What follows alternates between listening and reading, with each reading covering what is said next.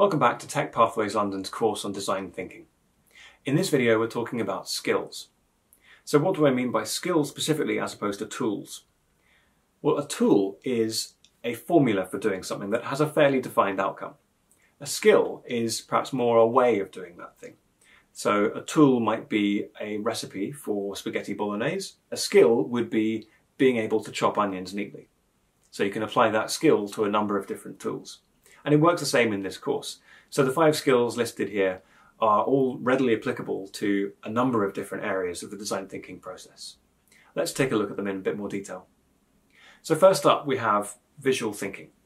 This is the ability to express your ideas and communicate them through drawing, essentially, through visual language as opposed to just words alone. Now lots of people think they can't draw, but I'm here to tell you that if you can hold a pen and if you can write, you can draw. This isn't about some idea of what you think good drawing is. This is about communicating. It's about stick figures and emojis and hierarchies and relationships and arrows and flow diagrams. It's about quickly getting ideas across in an efficient way. And as such, it's something that you can easily practice. There are lots of exercises out there, and I would recommend you look at the course reference materials and online. There are lots of free examples of things that you can do to improve this skill, and the best thing is that none of them feel like practicing. They're all really great fun. They're kind of like games. That's actually quite a nice segue to the next skill. This is directed play. So directed play is perhaps best thought of as a mindset. It's an environment that you can create for yourself of open-minded experimentation. It's about learning through experience. This is something that we're all quite familiar with, even if we don't realize it. Very early on in life, we learned through experience because it was difficult for us at the age of 3 to really absorb verbal instructions. And so we played with blocks and we made the tower higher, and then we saw it fall over and we realized maybe there is a limit to how high that tower of blocks can go. The same kind of process can be used with other kinds of topics. For older students, you might actually use things like the BBC Microbit or Scratch programming language to facilitate learning through play. But it's possible to do this using other materials too. Take, for example, an interview that I actually once went to at the age of maybe 20 for an engineering company, where the candidates were all asked to make a tower that supported 20 marbles, 20 glass marbles, at a height of at least 30 centimeters from a surface like a table.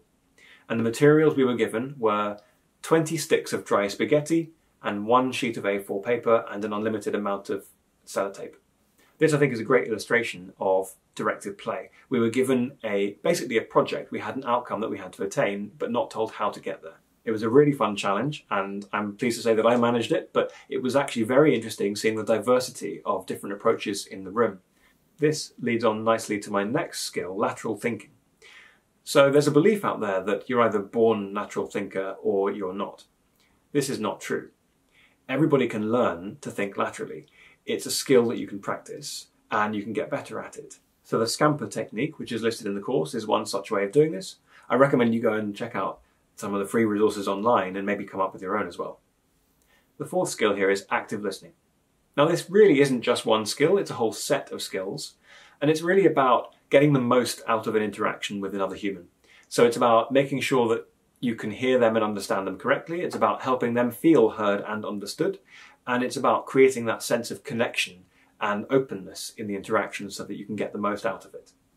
So in practical terms, what that means is perhaps reflecting back to the person, paraphrasing what they have said to you back to them. It might be being aware of your own body language and how they're reading that, and so on. So there's a whole set of skills to be broken down there and practiced individually.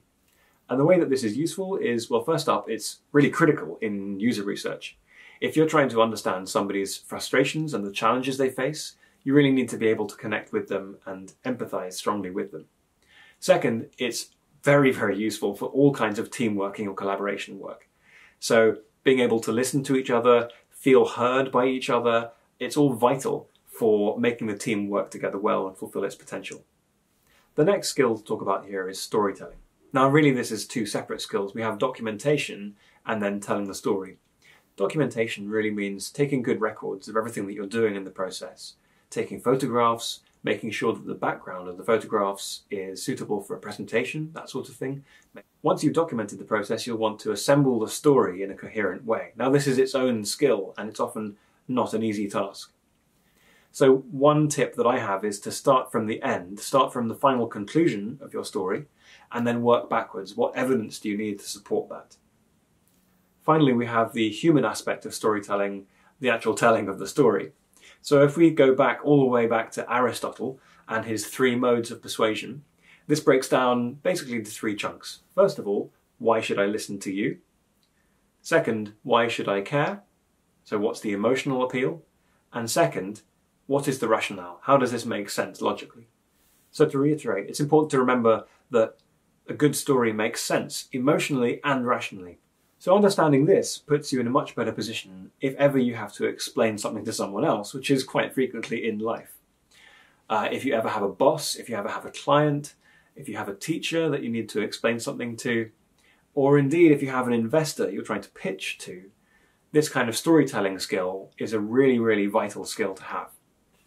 So that's the 5th and final skill from me, and that's the last of this quick roundup of design thinking from TechPathways London.